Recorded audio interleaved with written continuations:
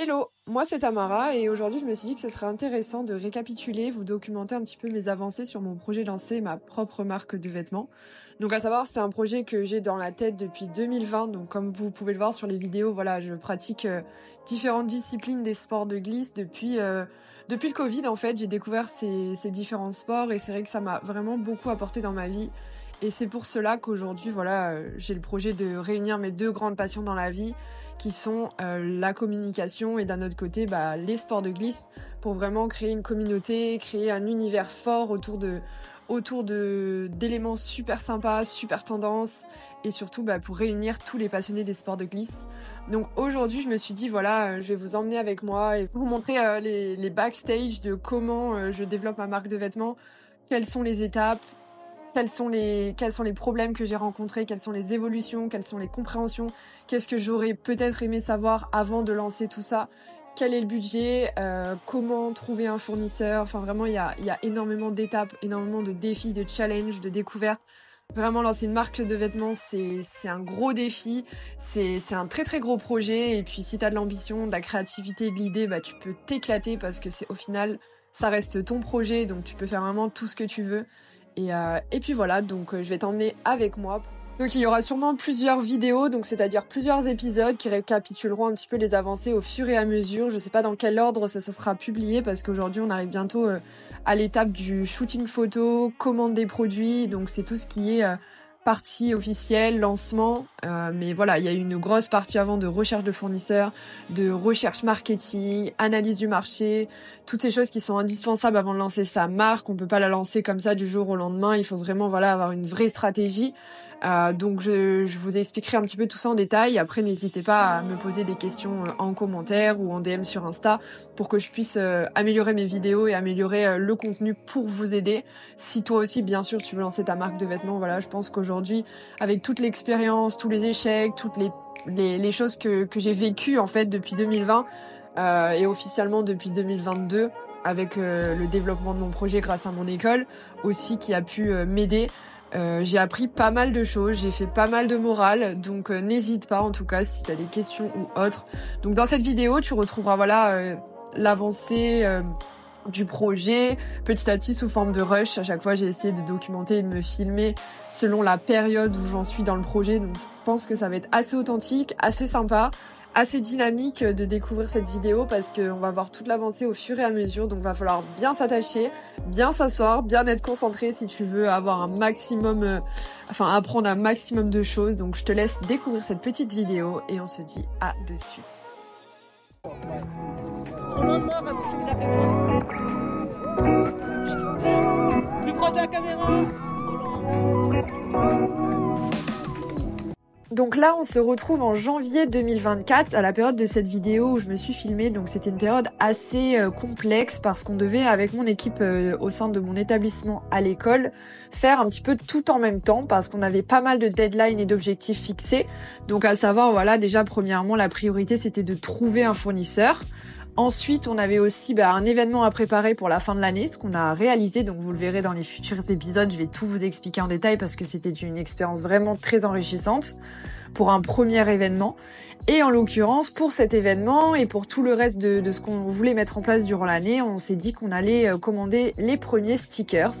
Et c'est ce que vous allez découvrir de suite, les résultats. On va regarder ça ensemble. C'est les premiers stickers avec la refonte du logo. Donc comment vous dire que je suis en stress. On dirait que c'est mon cadeau de Noël genre. Là j'ai mis ça, donc on va voir après ensemble. Et les stickers. Oh my god. C'est pas mal en vrai, je valide. Avec le pull, j'ai juste là. Genre. C'était hyper rapide donc j'avais fait une commande sur Instaprint pour les stickers. Ça m'a coûté un peu cher pour faire du test, je pense. Donc voilà les petits stickers dans le sens. Oh là là, je suis trop fière, genre. This one. Et en vrai, c'est vraiment great. Donc, vraiment pas mal. Donc, c'est clairement, vous savez, les petits autocollants ronds comme ça, on sur skate. On adore. J'ai trop peur parce que cette commande a coûté cher.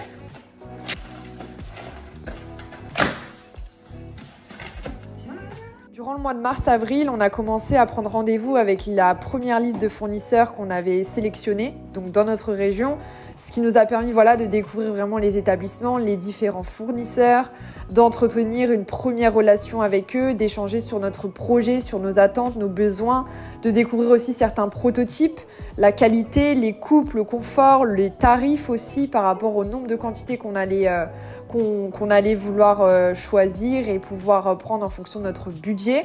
Donc ça nous a vraiment ouvert l'esprit sur l'importance d'avoir une très bonne relation avec son fournisseur, de trouver un fournisseur patient et qui a vraiment envie de découvrir notre univers. Donc ça, c'est vraiment un conseil que je peux vous donner. La relation avec votre fournisseur, elle est très très importante.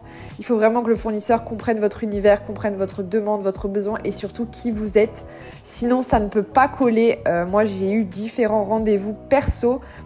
J'y suis allée seule avec des fournisseurs et ça n'a pas du tout collé. Je vous déconseille d'y aller même si c'est moins cher. Il faut vraiment aller vers de la qualité relationnelle parce que sinon vous n'allez pas vous en sortir. C'est un conseil. Tu me dis si les cheveux ça va pas, tu me fais... Donc bien sûr, toujours tout en même temps parce que les deadlines étaient très serrés, on a réussi à établir différentes vidéos. Donc à savoir le pôle audiovisuel de mon équipe a su écrire des scénarios, des scripts pour pouvoir tourner ensuite des interviews et des vidéos descriptives pour parler et communiquer sur les valeurs de la marque. Donc ça, vous les avez sur Instagram et sur les réseaux sociaux si ça vous intéresse de voir le résultat. Mais ce qui est intéressant de comprendre, c'est qu'aujourd'hui, si tu souhaites lancer ta marque de vêtements, c'est important de penser à toute cette partie communication pour avoir une visibilité, développer ton image et faire comprendre l'univers que tu veux véhiculer à travers ton projet. Donc là, comme tu peux le voir, on a eu le fond bleu qu'on n'a pas pu vraiment choisir, mais il correspondait bien avec les couleurs de mon outfit. Et on a essayé de créer l'univers avec les produits, la petite étagère, les plantes, les boards, ce qui crée un petit peu tout un univers, un concept autour de notre marque. Et c'était plutôt cool comme expérience, sachant que j'avais encore jamais vraiment fait ce genre d'interview, ce genre de vidéo. J'étais bien entourée avec mon équipe, donc c'était vraiment génial. Et puis c'est une étape qui peut être assez complexe, mais si tu connais bien ton sujet, il n'y a aucune raison que ça ne passe pas. Si tu es bien entouré, il n'y a aucune raison que ça ne fonctionne pas. Donc c'est aussi une partie qu'il ne faut pas oublier, la communication. Je suis à une période assez importante, assez aussi, je dirais pas complexe, mais en termes de deadline, c'est la course contre la montre, clairement. Donc hier, un rendez-vous avec mon fournisseur et en l'occurrence, je sais pas si vous aviez vu sur Instagram, mais j'avais commandé donc un premier échantillon brodé. Donc à savoir, c'est un type d'impression, donc brodé, c'est de la broderie. Donc au départ, ça partait comme ça, sauf qu'il y avait pas mal de problèmes techniques en fait avec le produit, c'est-à-dire que comme la broderie était très grande et que le produit il est 100% coton et donc très fin, il y avait pas mal de plis en fait entre les écarts des lettres, donc c'était qualitatif quand on devait repasser. Sauf que c'est pas censé être comme ça, donc j'ai fait quelques réglages avec mon fournisseur. Donc à savoir la petite roue devant aussi qui était bien brodée. Et au final, j'ai bien réfléchi, il y a d'autres types d'impression. Certes, c'est censé être de moins bonne qualité, mais selon ton design, comme m'a expliqué mon fournisseur, en fait ça change rien. Donc là, on est passé sur une impression donc avec un autre échantillon. Une impression transfert sérigraphique, donc ce qui permet, alors attendez, en gros l'impression transfert sérigraphique c'est de la sérigraphie du transfert, donc ça rend comme ça. Donc ce qui est bien, c'est que du coup vu que c'est imprimé dessus, c'est le même design, sauf que au lieu qu'il soit tissé avec des fils, au moins il n'y aura pas de plis. Là c'est imprimé, c'est collé, c'est de très très bonne qualité. Et puis voilà quoi, donc du coup ça rend super bien, la couleur elle est encore plus éclair, elle est encore plus claire. Donc comme vous pouvez le voir, je suis plutôt contente du résultat. Donc on va dire que j'ai eu officiellement depuis hier le premier échantillon officiel qui sortira sur le site internet bientôt, je l'espère. Je vous parle, on est le 25 mai, donc j'espère que d'ici le mois de juin, je vais réussir à finir le site. Donc voilà par rapport au produit, donc là c'est une taille M, je vais l'essayer quand même. Mais franchement, je suis plutôt contente du résultat. Le t-shirt, il est vraiment de trop bonne qualité. Il est 100% coton, éco-responsable. Enfin bref, c'est vraiment incroyable. Donc voilà, je voulais vraiment un produit de qualité. Bon là, il est très oversize pour le coup parce que c'est pas ma taille. Mais en termes de design, voilà, ça rend super bien. Donc derrière, on a vraiment le logo Onsurf Skate. Voilà quoi, on adore. La coupe elle est trop bien pour rider, pour aller au sport, pour dormir, pour aller au travail. Enfin moi je le mets dans toutes les circonstances. Bon, en l'occurrence je mets pas celui-là, je mets celui qui a ma taille. Super oversize. Alors, en fait il est parfait. Niveau coupe, j'ai vraiment galéré à trouver une coupe qui me plaît. On s'est battu avec le fournisseur pour trouver une coupe vraiment qui me plaisait, qui plaira aux passionnés de sport de glisse. Donc dedans on est vraiment trop bien. Puis voilà quoi, genre je suis vraiment trop contente. Après tu peux le rentrer comme ça pour faire un petit peu plus court si t'en as envie. Ça fait un peu un... Avec les cheveux c'est un peu chiant. Du coup voilà, ça c'est pour la coupe. Après le t-shirt officiel il sera sous transfert sérigraphique et non sous... Putain, il faut que je me baisse du coup pour parler. Lui en l'occurrence, il est brodé et il est incroyable, incroyable plus. Et je dis pas ça parce que c'est ma marque et mes produits et mon logo, mais la matière elle est incroyable, il est doux, il est confortable. T'as l'impression que t'as rien sur toi. En plus il est un peu blanc cassé donc c'est trop cool. Donc là on a le logo Onsurf Skate brodé, c'est trop beau. Et derrière on a la fameuse roue Onsurf Skate de l'est à l'ouest, comme vous pouvez le voir avec la petite capuche. Alors vraiment la capuche c'était trop important pour moi, pour la capuche, d'avoir une grande capuche parce qu'à chaque fois dans les hoodies on a souvent des capuches trop petites et quand t'as des cheveux comme moi, quand t'as des cheveux, enfin je sais que mon frère par exemple il a beaucoup de cheveux aussi, il a les cheveux bouclés.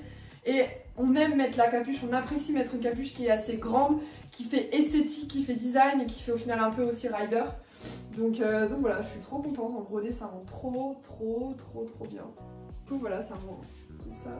Comme je vous ai dit, la capuche, elle est hyper grande et on se sent trop bien dedans. Genre vraiment, elle est trop bien en fait la capuche. Après, donc ce qui est bien, c'est que j'ai pris un pull sans fil.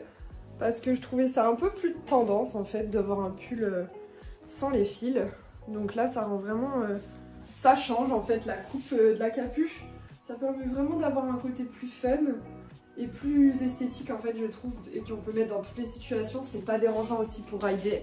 Donc là on a la broderie, bon, voilà, incroyable.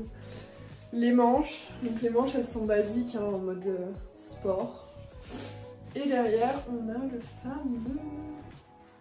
On va dire que je le mets un peu en mode grand. Voilà quoi. Je sais pas si on voit bien, mais...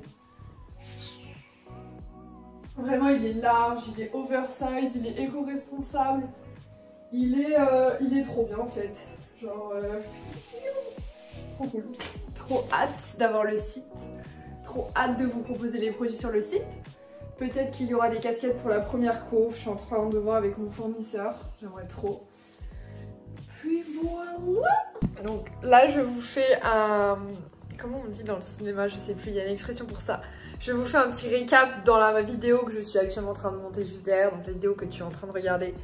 Et ça me fait rire parce que je suis en train de regarder la vidéo, donc en train de la monter.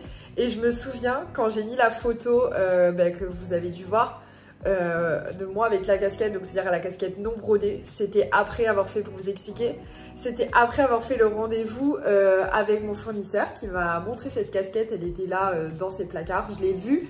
Elle appartenait à un autre de ses clients. Je lui ai dit cette casquette je la veux, c'est la coupe 5 panel que je recherche. Et il m'a dit qu'il avait dans les coloris que je cherchais. Et du coup il m'a même dit, donc les photos qui sont sur la vidéo que vous avez vue, c'est mon fournisseur, tellement que j'ai une bonne relation avec lui, qui m'a dit est-ce que tu veux que je te prenne en photo, parce qu'il me connaît, parce qu'il me suit sur les réseaux sociaux et qu'il savait que que pour pouvoir acheter le produit, pour pouvoir le tester, pour pouvoir aussi me faire mon petit sondage en interne autour de moi avec mes amis, etc. J'allais avoir besoin d'avoir cette photo et à quel point, voilà, la bonne relation que j'ai avec le fournisseur, il a su me dire ce dont j'avais besoin sans que moi j'ose demander en fait ou que je dois demander. Et du coup, j'ai accepté, j'ai fait ma petite photo, je suis rentrée chez moi, j'avais ma photo, j'avais pas mon échantillon de casquette, mais j'étais trop contente. Et puis voilà, c'est un très bon souvenir en fait. C'était l'un des derniers rendez-vous avant de faire la grosse commande. Je dis ça, j'ai toujours pas fait la grosse commande, mais ça va être fait dans la semaine. Donc voilà, c'était très drôle.